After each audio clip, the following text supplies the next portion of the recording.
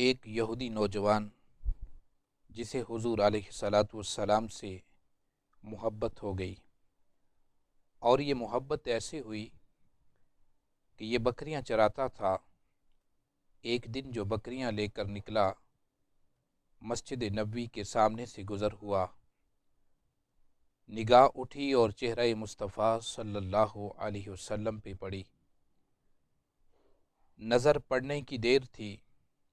کہ یہ حسین صورت دل میں اتر گئی۔ میرے آقا کریم علیہ الصلاۃ والسلام کی صورت اتنی حسین تھی کہ جو ایک بار دیکھ لیتا وہ یہ چاہتا کہ زندگی بھر اس چہرے کی زیارت کرتا رہوں۔ اس کے دل میں بھی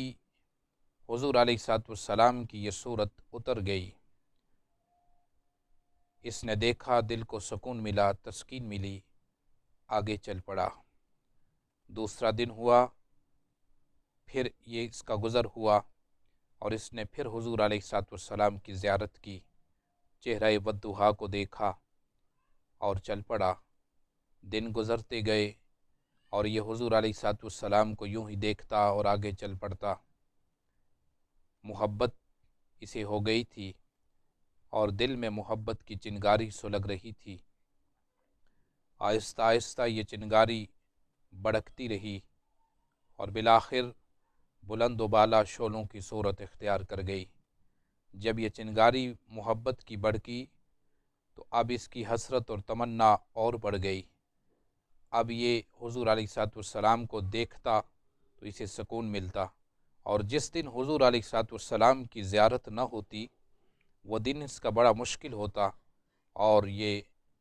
بڑا پریشان ہوتا، دل کو سکون اور تسکین نہ ملتی۔ اسی کیفیت میں دن گزرتے گئے۔ اس نے اپنے گھر کچھ نہ بتایا، چونکہ ماں باپ یہودی تھے، خاندان یہودی تھا، اور یہودی حضور علیہ الصلاۃ والسلام کی ذات سے نفرت کرتے تھے، مسلمانوں سے نفرت تھی، دشمنی تھی۔ اب اگر یہ بتاتا، اظہار کر دیتا تو یقیناً اس پہ ظلم و ستم کیا جاتا، اور اسی ظلم سے بچنے کے لیے، والدین کی ناراضگی سے بچنے کے لیے، اور اسی خوف کی وجہ سے اس نے کسی کو نہ بتایا۔ بالآخر ایک دن ایسا آیا کہ یہ بیمار پڑ گیا، اور بیماری آہستہ آہستہ بڑھتی گئی، حتیٰ کہ یہ بستر علالت پہ پڑ گیا۔ کافی دن گزر گئے، یہ باہر نہ جا سکا۔ باہر جو نہ گیا تو حضور علیہ الصلاۃ والسلام کی زیارت بھی نہ کر سکا۔ دل میں یہ حسرت، یہ تمنا ہے کہ کاش ایک بار پھر اس چہرہ والضحیٰ کی زیارت ہو جائے، دل کو سکون مل جائے، لیکن بیماری اتنی بڑھ گئی کہ اب اس کا اٹھنا چلنا پھرنا مشکل ہو گیا۔ اسی کیفیت میں دن گزرتے گئے۔ والدین کا اکلوتا بیٹا تھا، ماں باپ نے بڑی کوشش کی اس کا علاج کروانے کی، اور کئی ڈاکٹر، طبیب و حکیم بلائے گئے، اس کا علاج کروایا گیا، لیکن کسی کو معلوم نہ ہو سکا کہ اس کی مرض کیا ہے، اور یہ ٹھیک نہ ہو سکا۔ المختصر، حتیٰ کہ جب ڈاکٹروں، طبیبوں نے اور معالج جو تھے انہوں نے یہ کہہ دیا کہ اب اس کا بچنا مشکل ہے، اس کی زندگی بہت تھوڑی رہ گئی ہے اور اب یہ موت کے قریب ہے۔ باپ کو پتہ چلا، زار و قطار رونے لگا، ماں باپ کی پریشانی بڑھ گئی۔ اس نوجوان نے جب یہ سنا تو یہ بھی پریشان ہو گیا، سوچنے لگا اب اس علالت میں اٹھ کے جا نہیں سکتا، اور میرا آخری وقت بھی قریب آ رہا ہے۔ کاش کہ ایک بار پیارے آقا صلی اللہ تعالی علیہ وسلم کے چہرہ والضحیٰ کی زیارت ہو جائے، اس کے بعد میری روح کف سے انصری سے پرواز کر جائے تو کوئی پرواہ نہیں۔ آخری تمنا تھی کہ حضور کی زیارت ہو جائے۔ اب وقت گزرتا گیا، بالآخر اس کا آخری وقت آ گیا۔ باپ اس کے سراہنے بیٹھا ہے اور رو رہا ہے کہ میرے لخت جگر، میرے نور نظر، تو میرا اکلوتا بیٹا تھا، میرے بڑھاپے کا سہارا تھا، اب تو مجھے چھوڑ کے جا رہا ہے، دنیا سے رخصت ہو رہا ہے۔ میں نے سر توڑ کوشش کی کہ تیرا علاج ہو جائے، تجھے زندگی مل جائے، لیکن شاید کہ تیری زندگی کے ایام باقی نہیں رہے اور اب تو موت کے قریب آ پہنچا ہے۔ میرے لال، اگر کوئی آخری حسرت ہو، کوئی تمنا ہو تو بتا، میں تیری وہ تمنا پوری کر دوں۔ اس نوجوان نے حسرت بری نگاہوں سے اپنے باپ کے چہرے کی طرف دیکھا اور عرض کیا، ابا جان، زندگی کی ایک آخری خواہش ہے، میں اب دنیا سے رخصت ہونے والا ہوں، لیکن آخری ایک خواہش ہے، اگر آپ وعدہ کریں کہ میری آخری خواہش کو پورا کریں گے تو میں آپ سے عرض کر دیتا ہوں،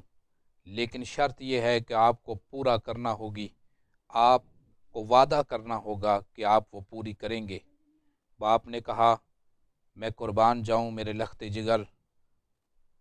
میرا اکلوتا بیٹا ہے اور دنیا سے تو جا رہا ہے، میں تیری خواہش کو ہر صورت، ہر ممکن پورا کرنے کی کوشش کروں گا، تو بول تو صحیح، تیری خواہش کیا ہے؟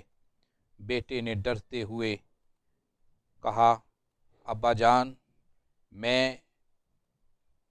مسلمانوں کے نبی محمد صلی اللہ علیہ وسلم سے محبت کر بیٹھا ہوں،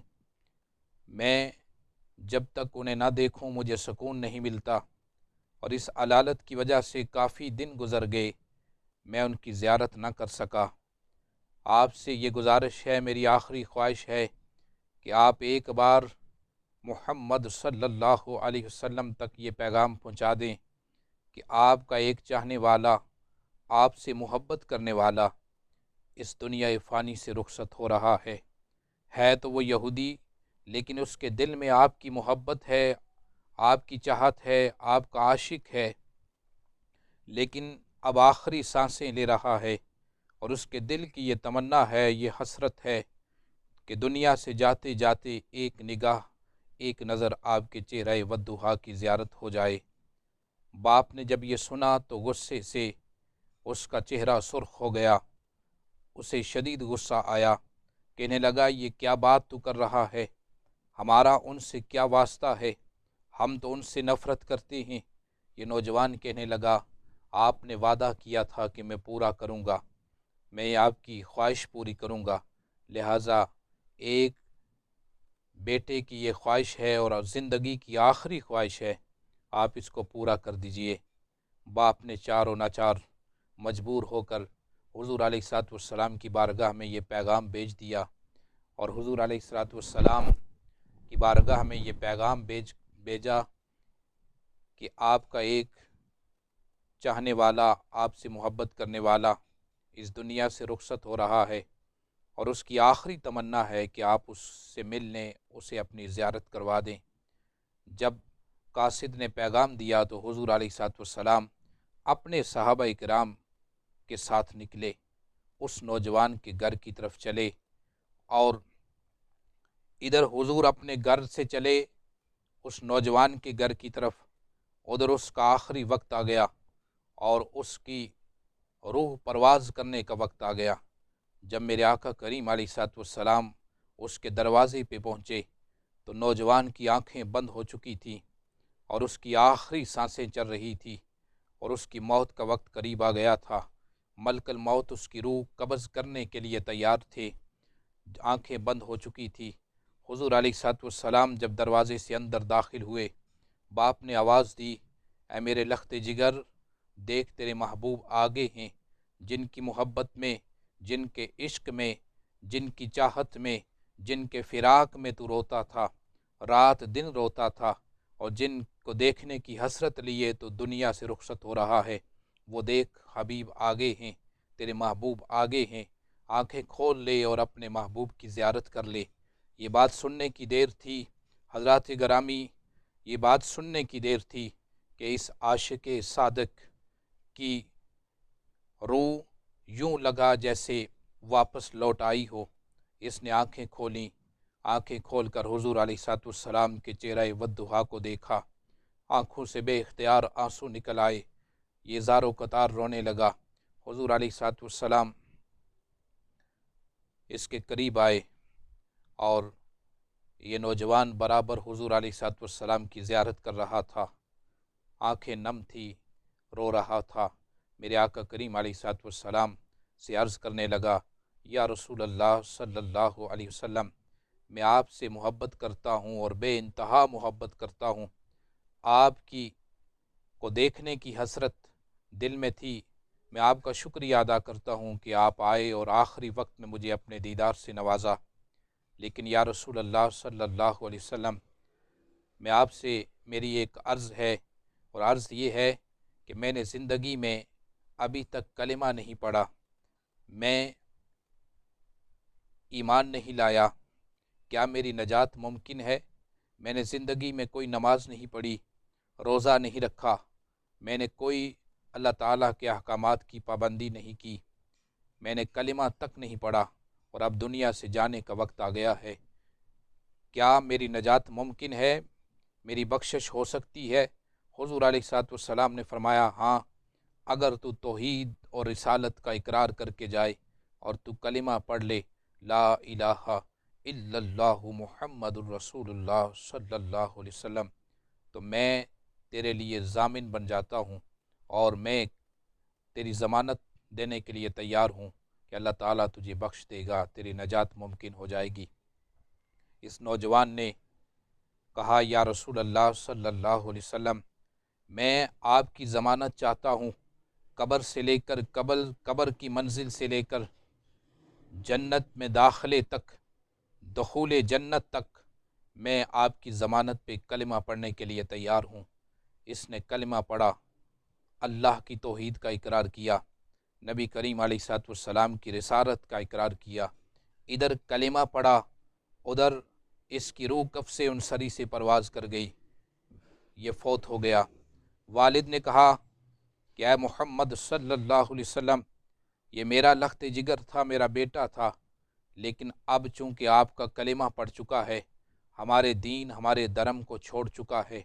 لہٰذا یہ اب آپ کی امانت ہے، اسے آپ لے جائیں، اس کے کفن دفن کا انتظام کریں۔ حضور علیہ السلام نے اپنے صحابہ سے فرمایا، میرے اس عاشق کا جنازہ اٹھاؤ اور لے چلو میرے کاشانے پہ۔ صحابہ کرام نے اس عاشق کا جنازہ اٹھایا، حضور علیہ السلام بھی ساتھ چلے، اس کا جنازہ حضور علیہ السلام کے در اقدس پہ لایا گیا، اور پھر اس کے کو نہلایا گیا، اس کو کفن پہنایا گیا، اور اس کا جنازہ خود امام الانبیاء صلی اللہ تعالی علیہ وسلم نے خود پڑھایا۔ جنازہ پڑھانے کے بعد جب اس عاشق کا جنازہ چلا قبرستان کی طرف اور جنت البقیع کی طرف، تو میرے آقا کریم علیہ السلام کے چلنے کا انداز یہ تھا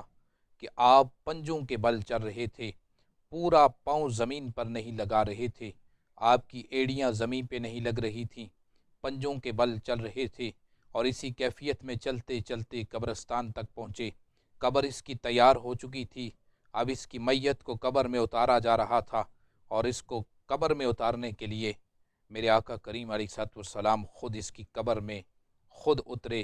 اپنے مبارک ہاتھوں سے اس اپنے عاشق کو اب قبر میں اتارا، اور کافی دیر قبر میں لگ گئی، اور دیر کے بعد حضور علیہ السلام جب قبر سے باہر تشریف لائے تو آپ کے مبارک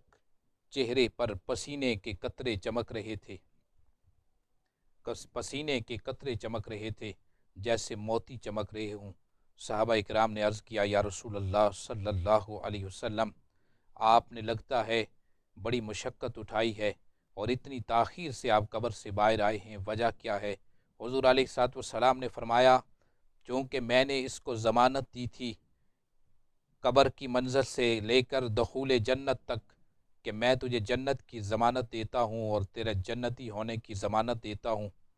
تو میری یہ ضمانت جب میں نے دی اور جب میں نے اس کو قبر میں اتارا تو جنت کی حوریں اس کے استقبال کے لیے اتنی امڈ آئی کہ مجھے مشقت اٹھانا پڑی۔ اور صحابہ نے عرض کیا، یا رسول اللہ صلی اللہ علیہ وسلم، آپ جب اس کے جنازے میں چل رہے تھے تو پنجوں کے بل چل رہے تھے اور آپ کا پورا پاؤں زمین پہ نہیں لگ رہا تھا، اس کی کیا وجہ؟ حضور علیہ السلام نے فرمایا، اس کے جنازے میں عالم بالا سے فرشتے اتنے اتر آئے تھے کہ اتنے فرشتوں کا رش تھا کہ مجھے خدشہ تھا کہ اگر پورا پاؤں اگر رکھوں تو کسی فرشتے کے پر پہ آ جائے گا، اور میں پنجوں کے بل چل رہا تھا۔ حضرات گرامی، یہ شان ہے ایک عاشق کی، اور جو حضور سے محبت کرنے والا ہے، جو حضور سے عشق کرنے والا ہے۔ تو حضرات گرامی، یہ نوجوان تھا تو یہودی، لیکن حضور علیہ السلام سے محبت اور عشق کیا۔ گو کہ زندگی میں کوئی نماز، کوئی روزہ، کوئی زکوٰۃ، خیرات اور حج نہ تھا، کچھ بھی نہ تھا، صرف ایک کلمہ لے کر اور حضور کی محبت کا پروانہ لے کر قبر میں اترا، اور اللہ تعالیٰ نے ایسی شان عطا فرما دی۔ رب تعالیٰ سے دعا ہے، رب کائنات ہمیں بھی پیارے آقا کریم علیہ السلام کی سچی اور سچی محبت نصیب فرمائے، اور اللہ تعالیٰ